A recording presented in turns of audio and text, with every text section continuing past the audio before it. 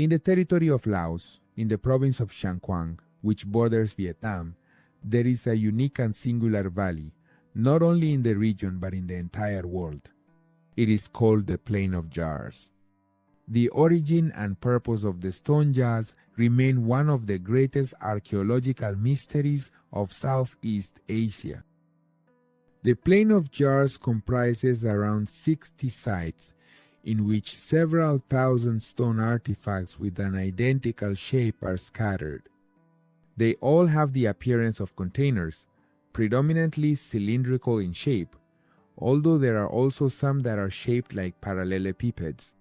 The size of the jars, as the local inhabitants call them, ranges from half a meter to 3 meters. The largest ones weigh approximately 6,000 kilograms.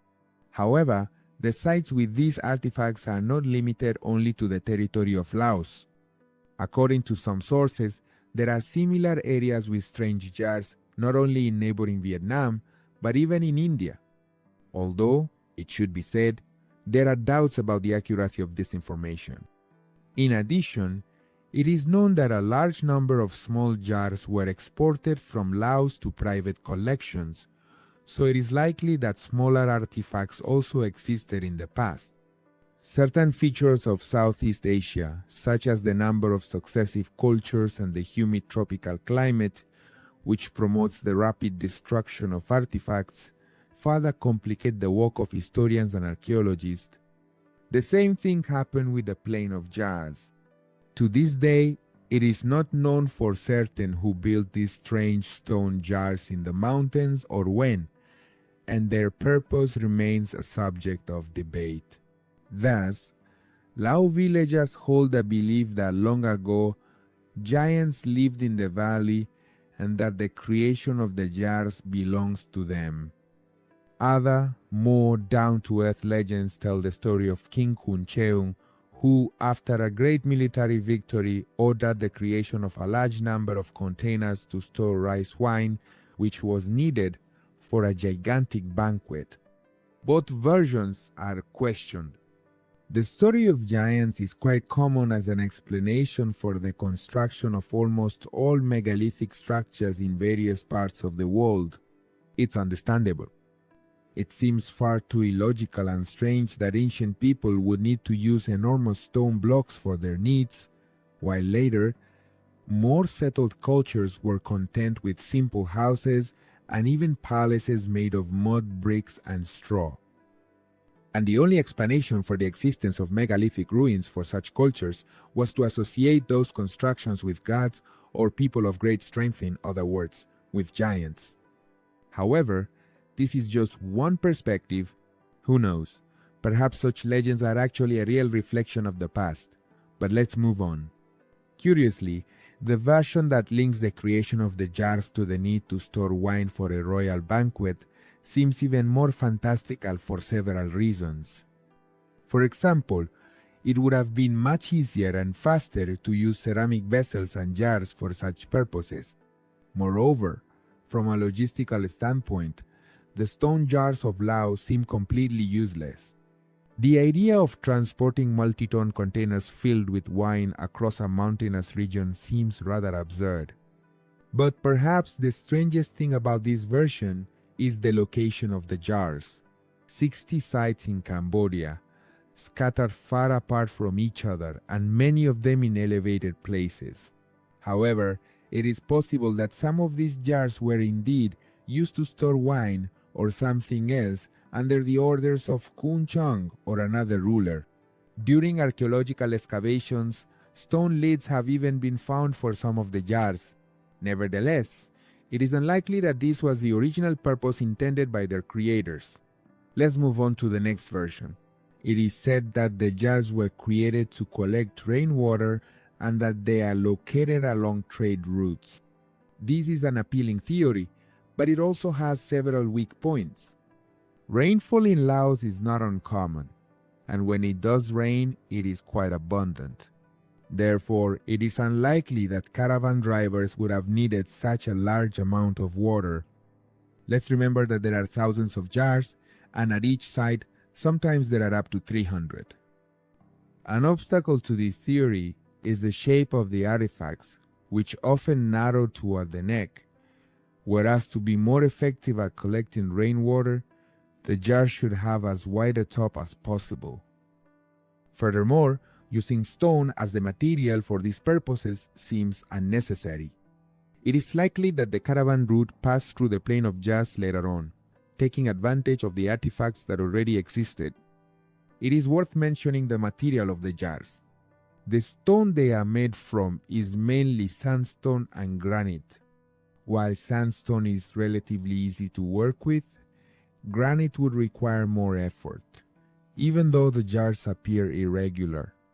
Carving these containers out of hard stone does not seem like a trivial task, especially if they were meant to store wine, water, or goods. Furthermore, near the sites where the jars are found, there is no rocky material to extract them from, which implies that they had to be transported from afar over mountainous terrain. And that is perhaps the strangest thing. The first serious archaeological investigations of the Plain of Jars were carried out in the 1930s, led by the French archaeologist Madeleine Colani. During the work, bones, household objects, and ornaments were found. Additionally, near one of the groups of jars, Colani discovered a cave with traces of soot and human remains. All of this led the archaeologists to the conclusion that the Plain of Jars was a burial site for bodies cremated in the cave. In other words, the jars would have served as urns for ashes or as sarcophagi. Religious beliefs or rituals could justify the laborious creation of thousands of jars. But even Madeleine Colani's theory seems to have a logical flaw. The jars certainly could have been used as a kind of sarcophagus, but was that their original purpose? The lids of the jars were not hermetically sealed, so the burials would have been easy to rob. And since the jars are in an open area, this would be simple. This situation would completely undermine the purpose of a burial. Furthermore, the large sizes do not seem to fit with the idea of funerary urns. It is also questionable whether trade routes would have been deliberately laid out through a place with mass burials, regardless of whether they were ancestors or members of another culture. However, everything depends on the dates. If someone used the jars as sarcophagi and then the ashes were removed, the stone jars could have been reused hundreds of years later to store water, food, spices, or whatever else. For a long time, it was thought that the jars were made about 1500 to 2000 years ago by an unknown culture. However, more often they were associated with the Jiaoyun culture, which existed in what is now central and southern Vietnam, near the border with Laos. The Jiaoyun practiced cremation of the dead and buried them in lidded clay urns. This situation is reminiscent of the history of another region.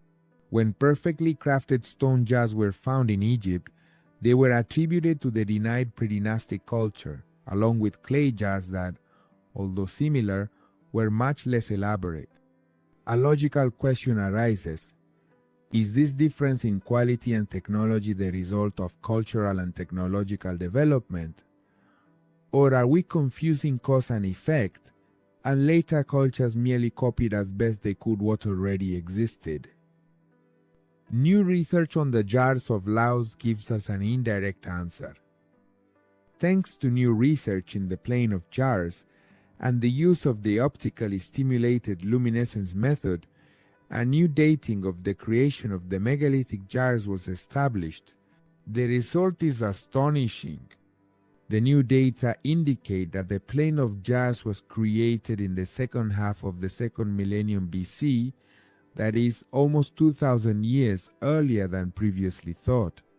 This not only means that the remains found appear here much later, approximately at the end of the first century or the beginning of the second, that is, 2,500 or 3,000 years later, it also means that the Jiaoyun culture has no connection with the creators of the Plain of Jars.